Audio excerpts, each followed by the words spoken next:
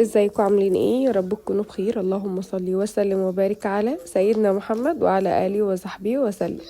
تعالي ما اقولك دخلت فيديو غريبة، بس الوصفة دي انا عملتها معاكم من اسبوع بالظبط وللاسف خلصت ما قعدتش.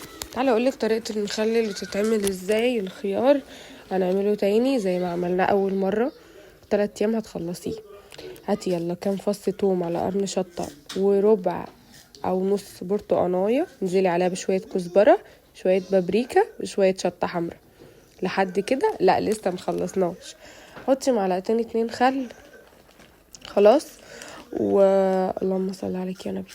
ونضربهم بقى ايه في الكبة في المطحنة اللي انت عايزة. المهم يطلع ايه ناعمة ناعمة خالص.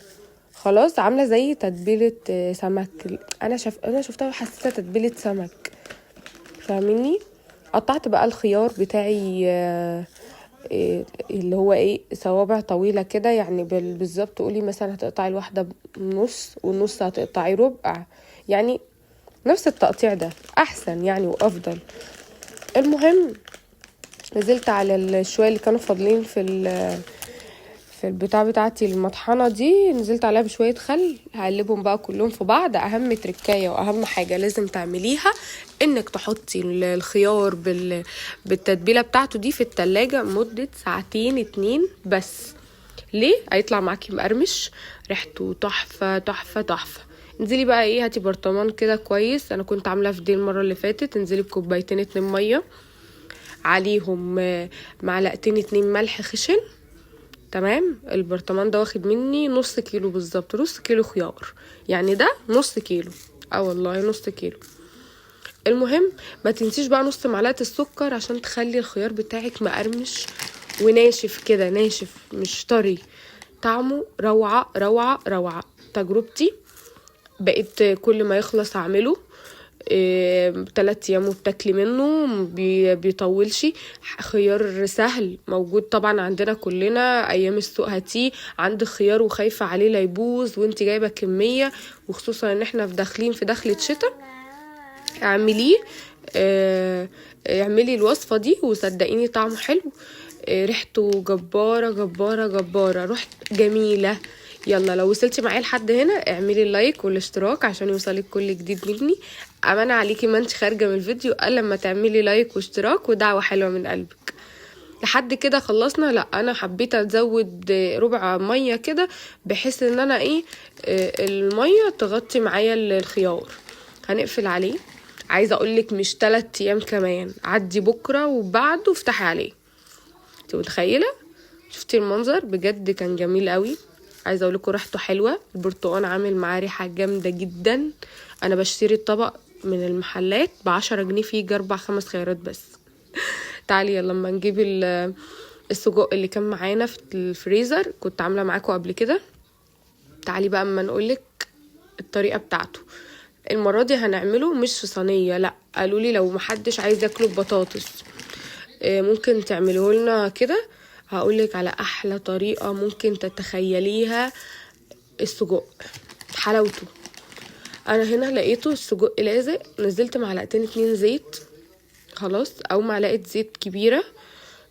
نزلت عليها بالسجق هشوحه وهشيله وبعد كده هكمل. خليكي معايا تروحيش في اي حتة. اهم حاجة اوعي تكوني نسيتي تصلي على الرسول في الكومنت، تعملي اللايك والاشتراك، اهم حاجة. انا هنا بقى بدأ يغير لونه معايا. انا عايزة اقولك اليوم مختلف، اكلة مختلفة. انا بجيب لك وصفات مختلفة عشان احنا زهقنا. يعني انت اكيد بتزهقي زي حالاتي. اللي بيتفرجوا عليا دول بيزهقوا، بيحبوا يغيروا من الاكل. فانا بعمل وما بجرب الوصفة بتطلع جميلة بقولك عليها. انا هنا بقولك خلاص بقى بدأ يغير لونه. هنعمل ايه بقى؟ تقليبة كده جميلة، ريحته من غير اي حاجة. الاهم حاجة يكون اللي انت بتجيبي منه السجق مضمون. والبهارات بتاعته اسأليها بهاراته كتير ولا بهاراته قليلة عشان تبقى عارفة انت بتحطي ايه. خلاص. عايزة اقول لكم ان انا حاسة ان انا شم ريحته مش عارفة ليه. عيني عندي برد. بصوا طلعته بقى على جنب. هنزل اللهم صل عليك يا نبي بفص توم مهروس او فصين زي دول كده. انا هزود شوية زيت عشان حاسة ان الزيت قليل. ايوه هنقلب بقى تقليبة حلوة. يلا صلي على النبي في قلبك عليه افضل الصلاة والسلام. هنقلبها لحد ما ايه، مش هتاخد لون، هي مجرد بس تقليبة. هنزل عليها بمعلقة هريسة شطة، مش عايزاها حامية ما تحطيش هريسة شطة، نصيحة. انا بحب هريسة الشطة وبحب الحاجات الحامية جدا جدا بطريقة ما تتخيلوهاش. بصلاية بقى متقطعة مكعبات صغننة كده هنحطها ونقلب نقلب نقلب كله. ننزل عليها بطماطمايه مكعبات. خلاص هنا الطماطم اصلا هتبدأ تسيح معانا خالص، هتشوفي حالا. اهم حاجة حطي معلقة الصلصة، بتفرق في اللون وفي الريحة وفي الطعم ازاي مش عارفة. فلفل الوان بقى او فلفل حامي وقطعيه وانزلي عليه بقى كل ده. قلبي بقى كده تقليبة حلوة. هنسيبه يتشوح براحته بحيث ان هي تدبل. هنزل عليها بقى بشوية فلفل اسود وبابريكا وشوية كزبرة ونقلب كله مع بعضه عشان احنا هننزل حالا بالسجق ونسيبه يكمل سواء. مش هيكمل سواء وقت طويل، بالظبط بياخد 10 دقايق على النار بس. انا هنا بقى قطعته الكبير عندي قطعته. هنقلب بقى كله خلاص كده زي ما انتوا شايفين. عايزه اقولك بقى ان احنا هنخلص ده ونركنه على جنب. ما تنسيش الملح، اوعي تعملي زي وتحطي الملح في الاخر. هو عامه في اي اكل يا ريت تحطي الملح في الاخر ما عدا الرز طبعا. مهم انا اقلب كله في بعضه واسيبه بقى ايه على نار هاديه كده لمده 10 دقايق. هو كده كده احنا يعتبر السجق ما بياخدش سوا، والحاجه والصلصه والطماطم والبصل احنا سايبينه من قبلها. انا حبيت اوريكم بس المنظر. يلا بقى يا ست الكل ندخل على الوصفة التانية. صلي على الرسول. يلا وانزلي بقى بمعلقة زبدة معلقة زيت. معانا بقى ايه صدر متقطع شرايح. هعمله معاكم ايه. بصوا انا يعني انا بسميها فراخ الطاسة. ده مش الشيش، انا مش بعمل الشيش كده بصراحة، بعمله بحاجات تانية بقى وكريمة لباني وحاجات غريبة كده.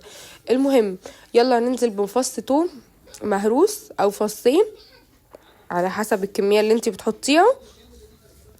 قلبي قلبي قلبي بقى كده لحد ما ايه قبل ما تدخل تاخد اللون هننزل عليها بالفراخ. ليه احنا عملنا فص الثوم وبعد كده حطينا الفراخ ما حطيناش البصل؟ لازم تخلي الفراخ تفك خالص خالص معاكي مع الثوم، تديها الصدمة وبعد كده تنزلي عليها بالخضار اللي انت عايزة تحطيه. انا بعمل الطريقة دي لو انا هعمل مكرونة بالبشاميل بالفراخ، لو انا هاكلها كده، لو انا عايزة اعملها سندوتشات، لو انا عايزة اعملها في طاجن مكرونة بصلصة في الفرن. انا بعملها بكل الطريقة، يعني الطريقة دي انا برشحها.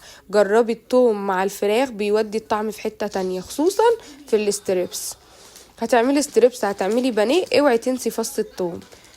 تجربة وانا واثقة من كلامي عشان انا ما بعرفش اعمل الفراخ الا بفص الثوم ده. حتى في الشوي وفي كل حاجة لازم اهم حاجة الثوم. تمام.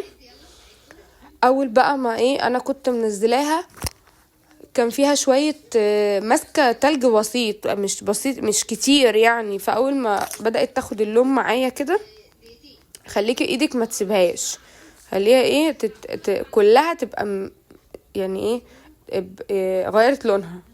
انزلي عليها بقى يا ست الكل يا ست الحبايب انتي بالبصلايه والفلفل الالوان. ما عندكيش فلفل الوان حطي اي فلفل عندك حراق اي حاجه. ما عندكيش ما تحطيش، صدقيني احنا بنحاول نخلي الشكل النهائي حلو بالخضروات.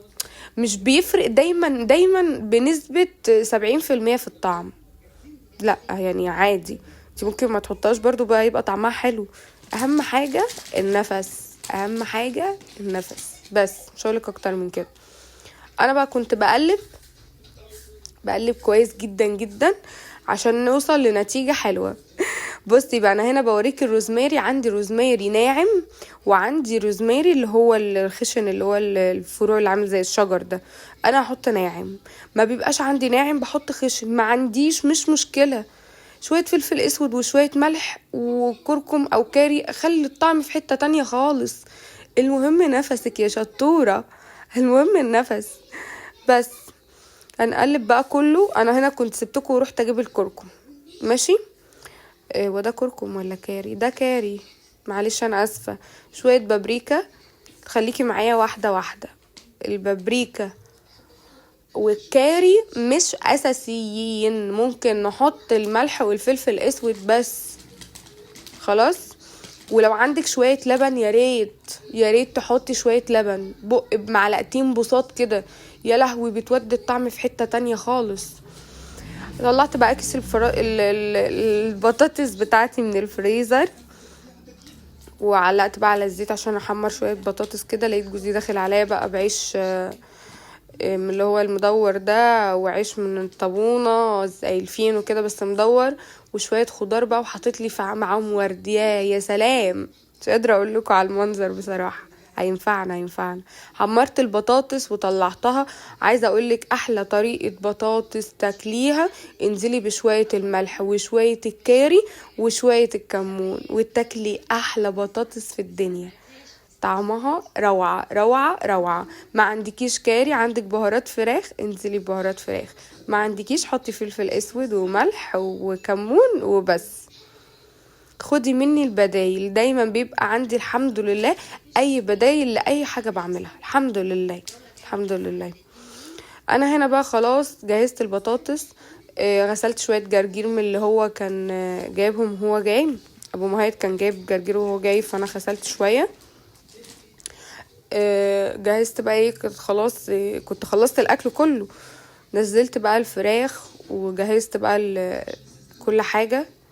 كان خلاص، كانت الساعه تقريبا 4:30 والله ما فاكره، يعني هي كانت 4:30 5 حاجه زي كده. عايزه تعملي الاكل ده من بالليل، تحطيه في علبه تلاجة، مش هيحصل له اي حاجه، هتطلعيه تسخنيه. عايزه اقولك سهله، اكله جميله خفيفه، ما فيهاش اي حاجه تقيله، مش متعبه. بصوا، الواحد دايما بيبص للاكل طعمه حلو وتغيير وما يكونش متعب، فاهميني؟ عايزه تعملي الوصفه دي وتعملي جنبها رز، مفيش مشكله، مفيش مشكله خالص خالص خالص. انا هنا كنت خلاص بوريكم بقى ايه. بصوا حطلي الورد فين وحطلي النعناع فين، حاجه حلوه عشان يطلع علينا روايح حلوه في المطبخ. كنت انا هنا بجهز بقى، بقول لكم ان انا هفتح السندوتش ده، العيش، واحط فيه السجق، واحدة جرجير بقى وشويه البطاطس. الله الله الله، بجد السجق كان حلو تحفه. جربيه على ضمانتي، مش هتندمي. واستنى اكيد تجربيه. عايزه اي حد يجرب حاجه من اللي انا بعملها يبعتلي في اللايك ويقول، يعني في التعليق، ويقول لي هو جربها ولا لا. استنى تعليقاتكم الحلوه، والفيديوهات الجايه ان شاء الله ان شاء الله. اي حد طلب مني حاجه هعملها، ولو في اي تجديد او اي حاجه عايزين نضيفها لكم اكتبوا له في التعليقات. سلام.